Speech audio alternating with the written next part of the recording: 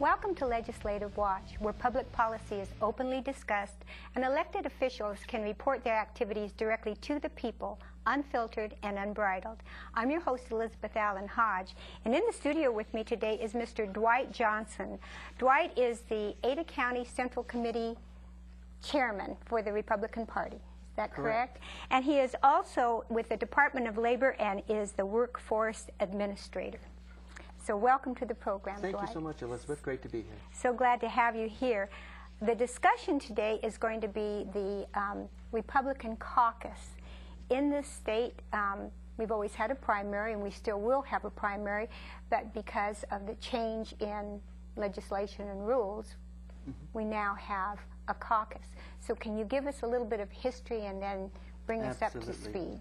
Well, this is the first presidential caucus that Republican presidential caucus we've ever had. The Democrats have held caucuses before, but this is the first time the Republican Party has done so. And we're really excited about that because the rationale behind moving the presidential caucus forward from the May primary to March 6th is we want to have an impact and influence who the Republican nominee will be.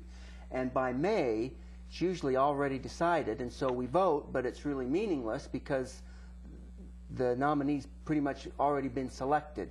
And that's because the process, so many states have already gone that someone's already got a majority of the delegates. And so Idaho's 32 delegates are kind of an afterthought, and you don't get presidential candidates to coming here to campaign to solicit Idaho's delegates. But this year, because we've moved that forward, we certainly have them coming. We certainly have them coming, so it's been very successful that way, and we're really excited about it. We've had Rick Santorum, Senator Santorum here earlier this week. We've got Ron Paul in the state right now, and we'll have Mitt Romney here on Friday. So we're really excited about those things. It's very much stirring up lots of interest with Idaho Republican voters, and that's exactly why we moved it forward. So we're really thrilled. And this is a major change because have we going back in history, we also had things done in August, right? I mean, well, years ago we had the primary in August, and then they moved it up to May, but that's still, given the fact that the calendar continues to get compressed with the presidential election every 4 years, that by May is pretty much decided. So we wanted to have an impact, and that's why we decided to move it up. And it's on Super Tuesday, March 6th. We'll be one of 10 states that will be holding either primaries or caucuses on that date. And obviously it's generated the interest from the presidential candidates, so we're excited. And Idaho has 32 delegates to the National Convention, which will be held in August in Florida. And 32 delegates is actually more delegates than Iowa has, or Nevada, or New Hampshire, or some of these other states that have. As a matter of fact, Florida only has 50 delegates because they went so early they got penalized and lost half their delegates. So actually, Idaho has substantial number of delegates compared to other states. So this is a really prize-heavy state for Idaho, and that's why it's generating the interest from the presidential candidates. Okay, now I remember the last convention that I attended, I was a delegate, and I just remembered that the process up at convention for selecting delegates, how that is now this year with the caucus, and there is a potential winner-take-all. Yes, there is. How is, well, just talk about how the selection is going to be period. Yeah, let me walk through the process. People will come. In Ada County, they'll come to the Taco Bell Arena. In Canyon County, it's at the Idaho Center. And then in each county, each of the 44 counties in Idaho will hold their own caucus. So if you don't live in Ada County or in Canyon County, call the Idaho Republican Party at 343-6405, and they can tell you where in those outlying counties your caucus will be taking place. Okay. But in Idaho, or in Ada County, we'll be opening up the Taco Bell Arena on Tuesday, March 6th at 4 o'clock. And we'll close the doors at 7. So you need to be in line at least by 7 because we'll cut it off, and you have to be there to participate. All right? And once you come in, we'll have everybody seated. Each candidate or their representative, we assume their representative in most cases, will have a chance to speak for 5 minutes to the audience. And then we'll vote. And there'll be rounds of voting. And after we vote the first time, there'll be 5 candidates that have been qualified by paying $2,000 to the state Republican Party to get on Idaho's ballot. There's 5 of them. I mentioned 4 of them before, but you've got Gingrich, Romney, Paul, Santorum, and also Buddy Roemer is also on the list as well. Interesting. He's not a front-running candidate, obviously, but nevertheless, he's the former governor of Louisiana, and he's also one of the ones, and he paid his $2,000, so he'll be on the ballot. Obviously, 32 delegates appeal to him. Appeal to him, right. So, okay. So anyway, so we'll vote, and whoever gets the least number of votes, or if any candidate gets 15% or less, their name will get dropped off. And we'll keep having votes until one candidate gets 50% or more. If one candidate does that on the first ballot, then you only have one ballot, and you're done. But we'll continue to go until we select a winner who gets 50% or more of the voters that show up to participate that night at the Taco Bell Arena. Each county will then phone in to the Republican Central Headquarters their vote totals. If any candidate gets 50% or more of the entire state vote totals, they get all 32 delegates. If no candidate gets 50% or more, then it'll be proportionally distributed. Those 32 delegates will be proportioned based on the percentage of the votes that each candidate gets. Okay, so let's say that we have, like we've seen, 3 top runners. Say a 35%, a 35%, and a 30%, just, you know, for the sake of numbers. How does that, so then the 32 delegates would each get 10 or whatever their proportion of their share. Okay. All right. And then the process for selecting those delegates. That's done at the June party state convention that will be held this year in Twin Falls. Okay. And there are at-large delegates, and then there are delegates that will be committed by the caucus vote. Okay. And my understanding, and correct me if I'm wrong because this is new to me too, that take for instance, if we have 3 top runners instead of a winner-take-all, or if we have 2, whatever.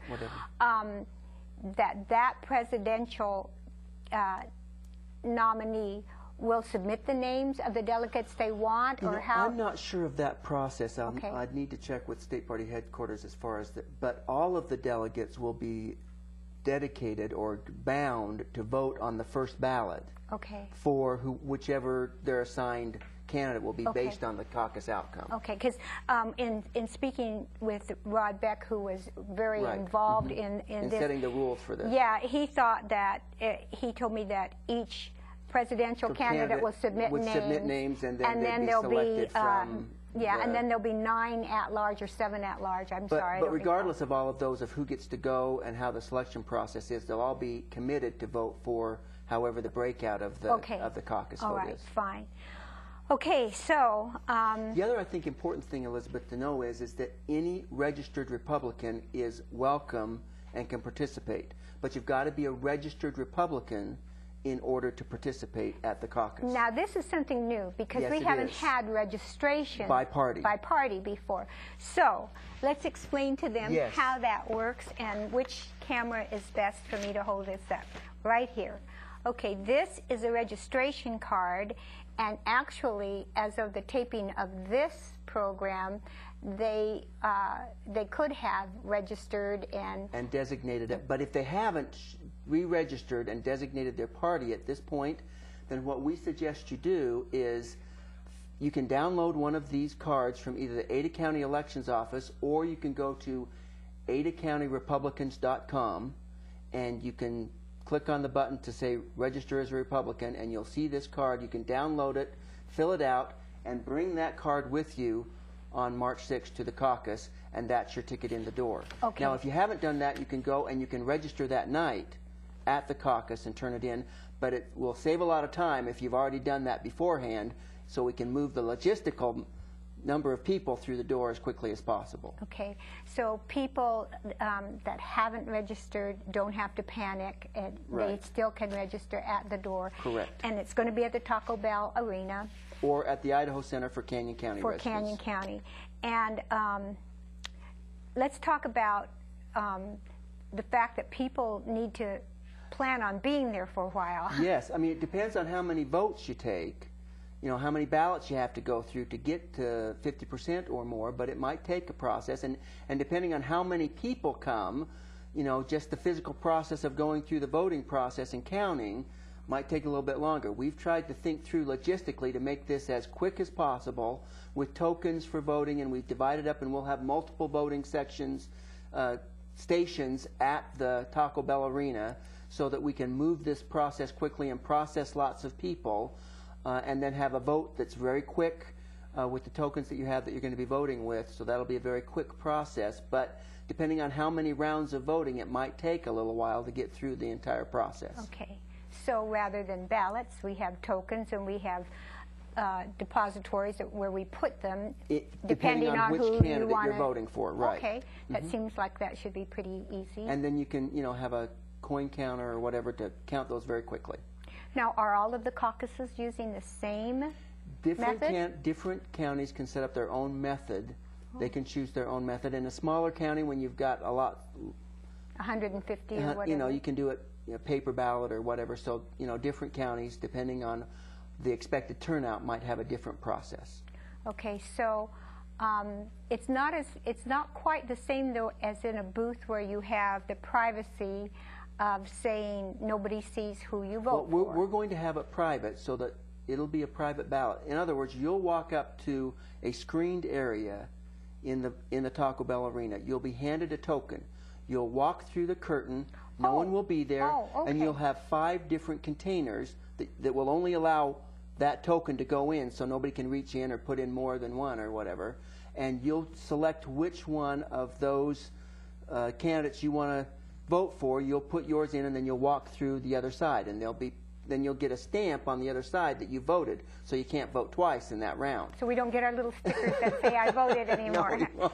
Okay. You will. Now, the other important thing for people to remember, though, is we'll still have the primary in May for all of the other contested Republican elections. So for county commissioner or county treasurer or state legislature, all of those still have potential contested primary elections. So we'll still have the May primary for all of those elections. It's just the presidential caucus that's been moved forward.